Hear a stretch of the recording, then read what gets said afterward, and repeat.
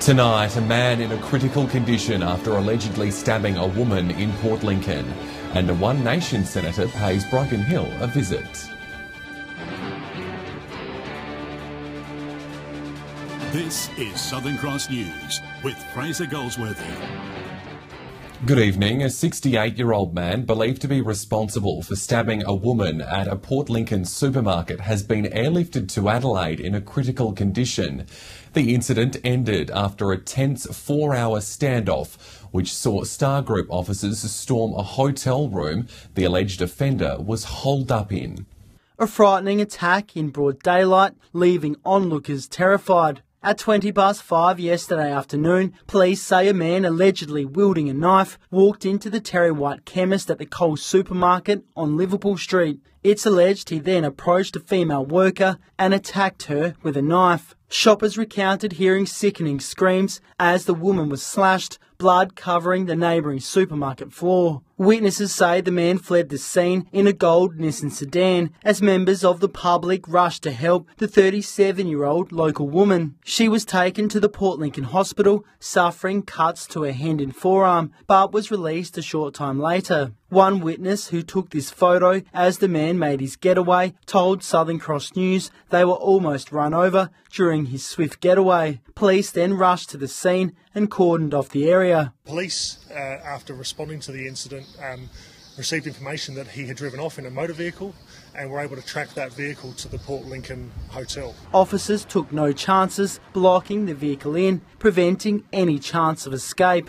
A bloody knife case and tissue lying on the seat inside. Working with hotel staff, officers located the man who had booked a room on the 5th floor after travelling from his home in Urbray in Adelaide's inner south. After failed attempts to negotiate with him, Star Group officers were called in for support. They were monitoring and providing advice from Adelaide and attended a couple hours later. Once they arrived, they swooped into action. When officers entered the room, they found the man unconscious. He was then airlifted to the Royal Adelaide Hospital, where he remains in a critical condition. The exact reasons for the attack remain unknown, but police say it's likely the pair are known to each other. The Nissan sedan has been seized for further investigation. Detectives are also combing through his hotel room, where he was found for evidence. Jason Kemp, Southern Cross News.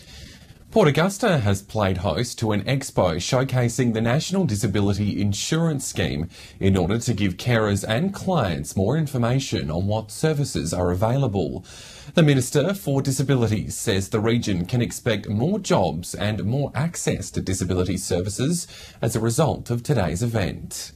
It's been described as a once-in-a-generation reform. Port Augusta carers, job seekers and those living with disabilities today armed themselves with information at an NDIS Community Expo. I think that it's absolutely wonderful, the choice and control that the NDIS provides to people living with disability. Finally, people will be at the centre of their decision-making with more control over what they need to make sure that they can fully participate in every aspect of community life through receiving the supports that actually work for them. The NDIS rollout is expected to begin from January next year. And we expect that the full transition to the NDIS will be completed around the middle of next year. So it's a really important time for people to get that information that they need to make sure that they are having that choice and control about the supports and services they can access. Dignity Party MP Kelly Vincent attended the event and says the region's biggest need is funding for transport.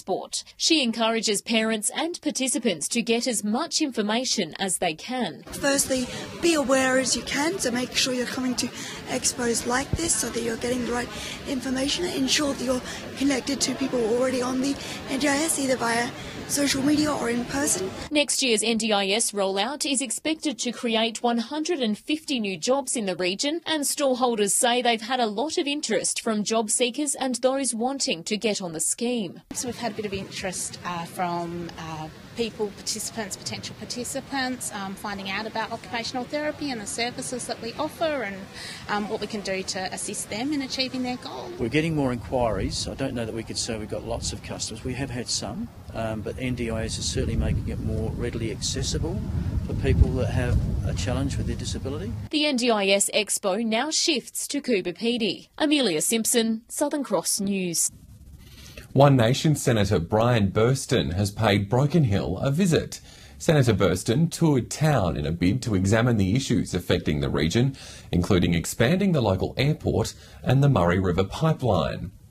A friendly wave to a passerby before getting down to serious business. Well, I want an information tour to gather information from various members of the community, both here and other areas of New South Wales. Senator Burston is the party whip of Pauline Hanson's One Nation in the Senate and leader of the party in New South Wales. While his trip to Broken Hill was fleeting, he says he learned a lot about the issues troubling the city and has vowed to get to work. One of them being Council's desire to upgrade the local airport. They gave me an estimation of about $15 million thereafter, so I'll take that figure back to perhaps Matthias Cormann, the Finance Minister, and see what we can do for the area. He's confident Broken Hill's rich history will work in its favour. I was surprised, however, that it's now a World Heritage City, and I think that in itself will give the government an excuse to provide funding for the airport so that we can get visitation here in terms of tourism. He also addressed assisting the Flying Doctor in its shortfall in funding, as well as the hot topic of the Murray River Broken Hill pipeline. I was here with Pauline Hanson 12 months ago,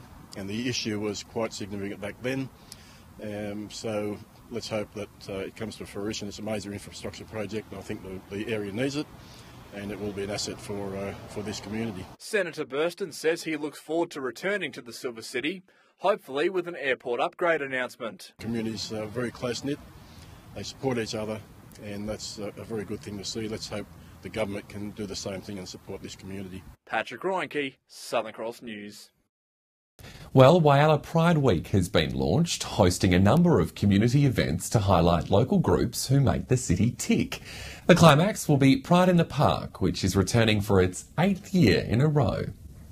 The community groups of Whyalla are undoubtedly the heart and soul of the town. Pride Week aims to showcase the very best of what these groups have to offer in making the city an even better place to live. Advancing Whyalla, we're sort of the optimists. We see the light at the end of the tunnel and just hope and work towards something good. The event's been boosted this year with the new owner of the Steelworks GFG Alliance continuing sponsorship. The Steelworks has been a long-time sponsor of this event, and it's really fantastic that that's continued into this year. It kicks off Saturday week with the Pride in the Park Day at Civic Park, while the community groups and performers will share the day, exhibiting their talents. We've got the Whyalla Singers, we've got Y Dance, and a whole host of emerging Whyalla artists. And from there, local groups take over Pride Week. The Maritime Museum will host a free event day, while arts and crafts will also be on show. But the big event will be the Whyalla Brass Band's 105th birthday celebrations at the Middleback on opening night Saturday.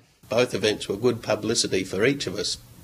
And 105 years of brass band in Whyalla, it's an amazing thing. Further details can be found on our Facebook page. John Hunt, Southern Cross News. Still to come in tonight's local news, the boss of Telstra jets into Port Lincoln to open a new mobile phone tower.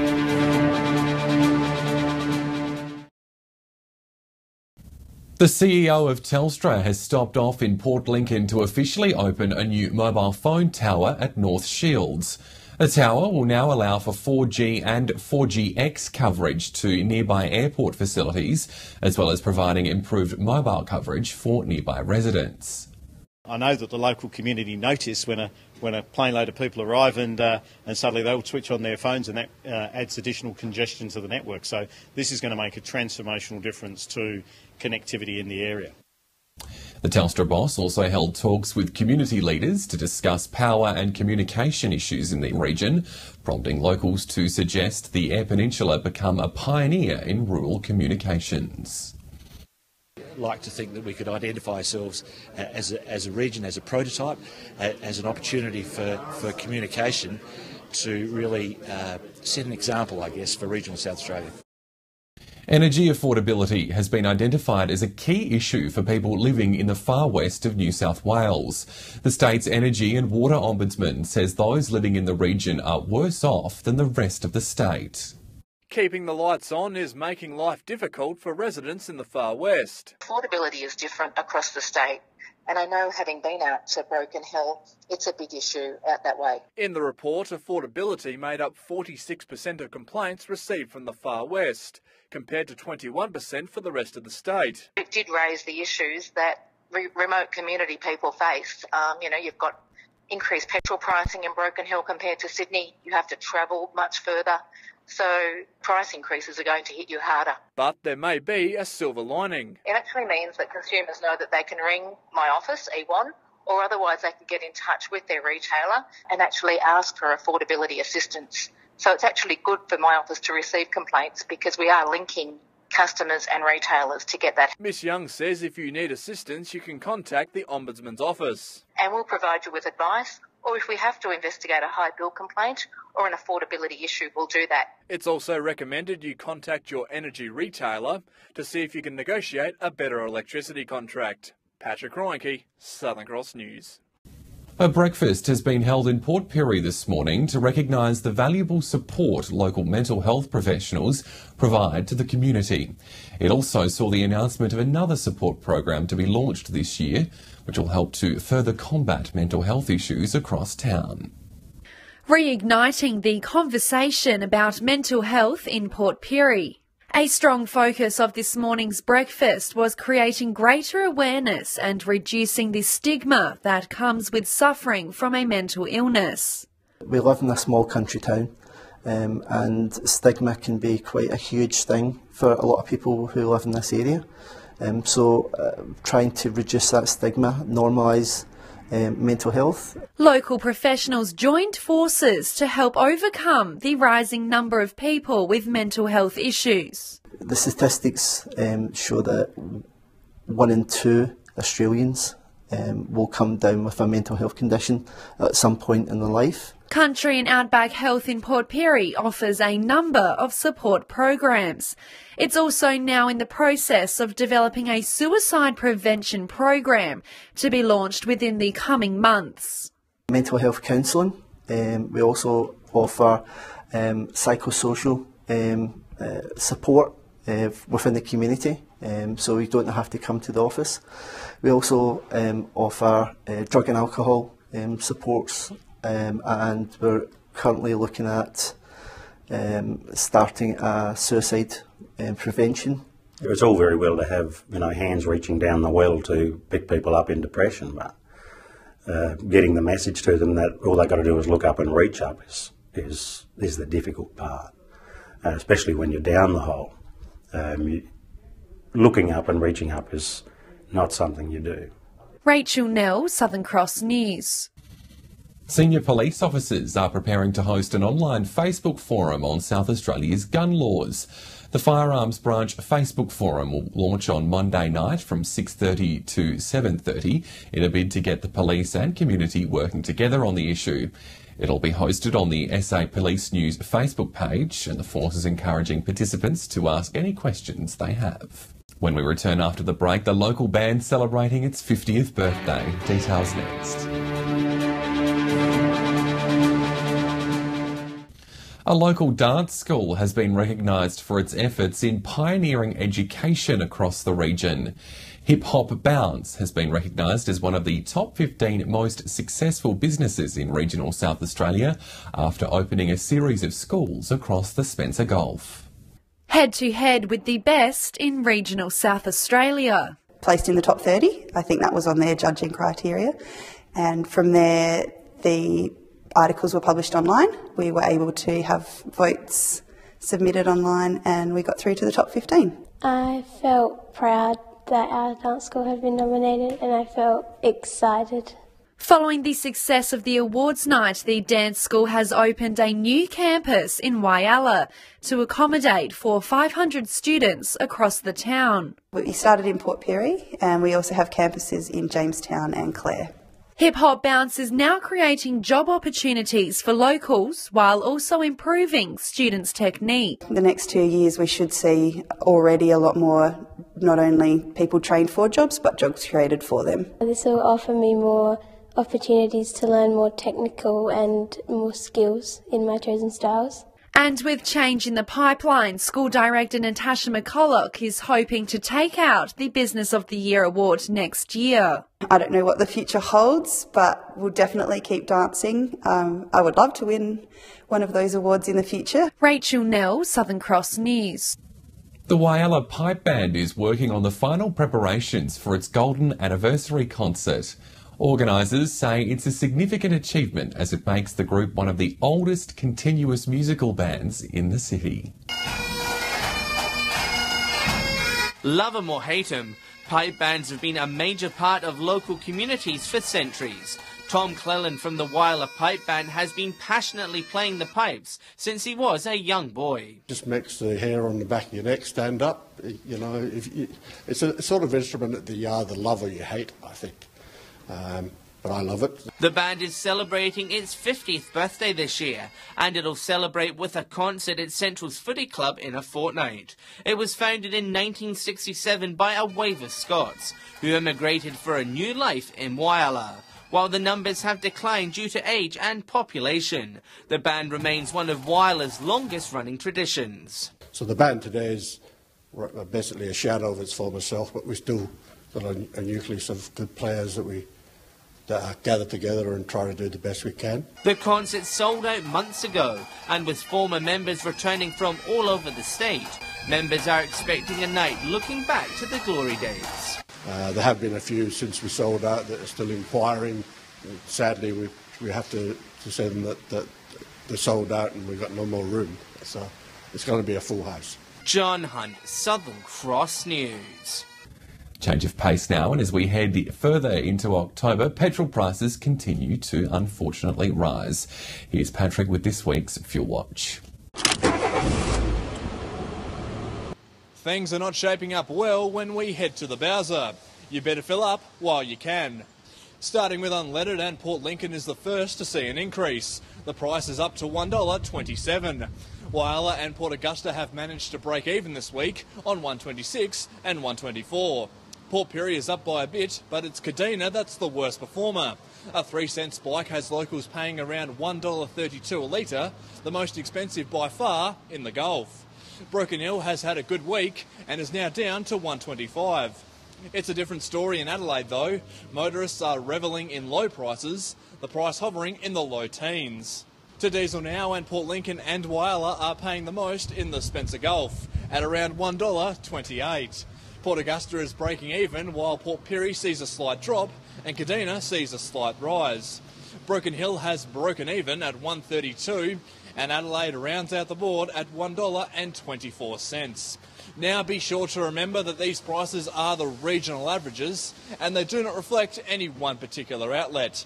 If you happen to find a spot that does sell unleaded or diesel for cheaper, be sure to let us know on our Facebook page. Stay with us after the break. A check of the local weather with Nicole. Welcome back to the weather now. We saw thunderstorms in most places today. Still pretty warm though, reaching 29 in Broken Hill. A bit cooler for Port Augusta, Whyalla and Port Pirie, sitting at 25. And thunderstorms continuing in Adelaide for 22. To the satellite now, thick cloud pushing across the state with a front and trough is generating areas of severe thunderstorms. On the Gulf waters, winds will be southwesterly up to 20 knots. Seas at around 1.5 metres. Sunrise will be at 6:44. Sunset just before 7:30. We're in for a bit of a better day tomorrow. Sunny skies on the way for Port Augusta, reaching 24. Pretty clear in Whyalla and Port Pirie as well. A bit of cloud will be lingering in Port Lincoln and Coffin Bay, heading for 19. And looking like it'll be overcast in Adelaide too, for a top of 19 degrees. Looking pretty good in Port Lincoln over the next few days. Similar conditions in Cleve, reaching 26 by Sunday afternoon. Shaping up to be a good weekend in Woodena for 27 on Saturday. A similar story in Whyalla, slightly cooler Saturday for 25. Might be time to do some mowing this weekend in Port Augusta with blue skies on the way. And a fine few days to finish off the working week in Kadina. And plenty of sunshine on the way for Port Pirie. Still relatively cool throughout the week in Clare, a top of 20 on Friday. Warming up in Broken Hill though, seeing the mercury reach 28 by Sunday. So Fraser, it's looking like it'll be a good weekend despite some rougher weather this week. That's very good news. Thanks, Nicole. And that's all the news this hump day. I'll have updates later on. Until then, thanks for your company. Enjoy your evening. Good night.